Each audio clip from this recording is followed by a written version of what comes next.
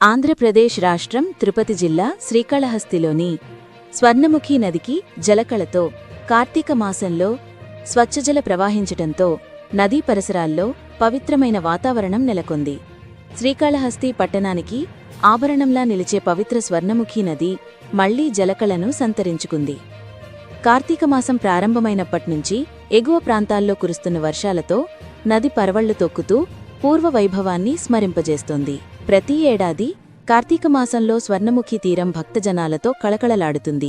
శ్రీకాళహస్తీశ్వరాలయానికి వచ్చే భక్తులు నది తీరంలో స్నానం చేసి పూజలు జరిపి స్వామివారికి ప్రత్యేక హారతులు సమర్పించడం ఆనవాయితీగా కొనసాగుతోంది. ఈసారి కూడా అదే ఉత్సాహం కనబడుతోంది.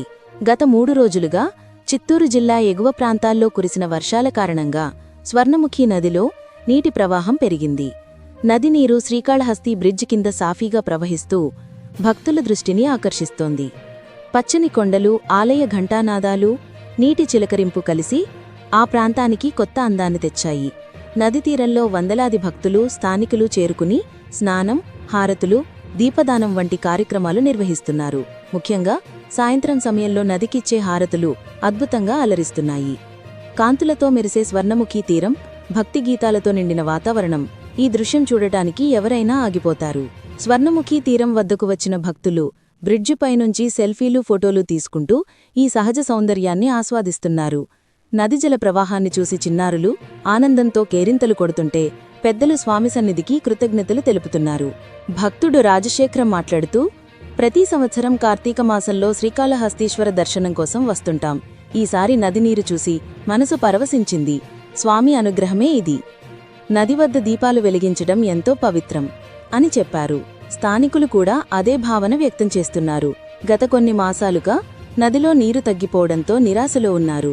ఇప్పుడు నీటి ప్రవాహం పెరగడంతో ప్రజలు ఆనందోత్సాహాల మధ్య కార్తీక దీపోత్సవాలను సిద్ధం చేస్తున్నారు. ప్రకృతి సోయగం, భక్తిభావన, పురాతన శ్రీకాళహస్తీశ్వరాలయ గంభీరత ఇవన్నీ కలిసి స్వర్ణముఖి తీరం ఈ రోజుల్లో నిజమైన భక్తి క్షేత్రంగా మారింది. బ్యూరో రిపోర్ట్, స్ఫూర్తి ఇండియా న్యూస్, తిరుపతి జిల్లా శ్రీకాళహస్తి ప్రతినిధి సోహన్ అందించిన రిపోర్ట్.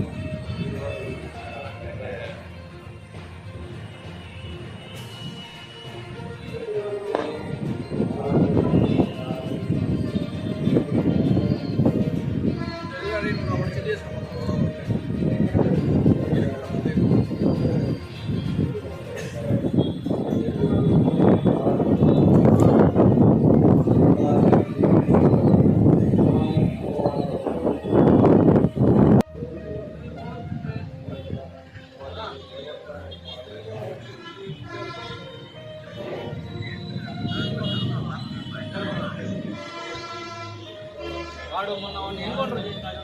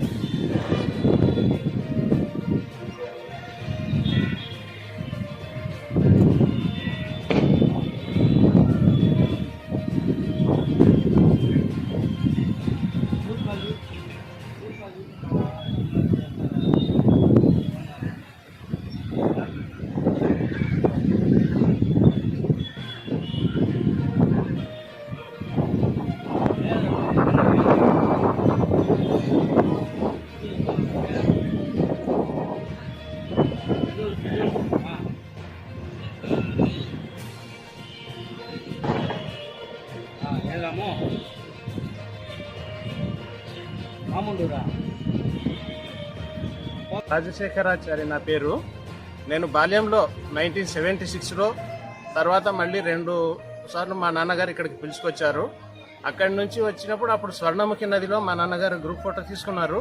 స్పష్టంగా చాలా బాగున్నాయి. ఇది ముఖ్యంగా కార్తీక మాసం. ఈ కార్తీక మాసంలో మాకు ఆ వాయులింగ దర్శనం అన్నది సామాన్యంగా త్వరగా వెళ్ళిపోమంటున్నారు వాళ్ళు అక్కడ ఉన్న గార్డులు. కానీ మేము చాలాసేపు సందర్శించాము. అలాగే జ్ఞాన ప్రసూనాంబిక అమ్మవారి దర్శనం కూడా చాలా ఎక్కువసేపు దర్శించాము. ఇది మా అదృష్టం అనే చెప్పాలి.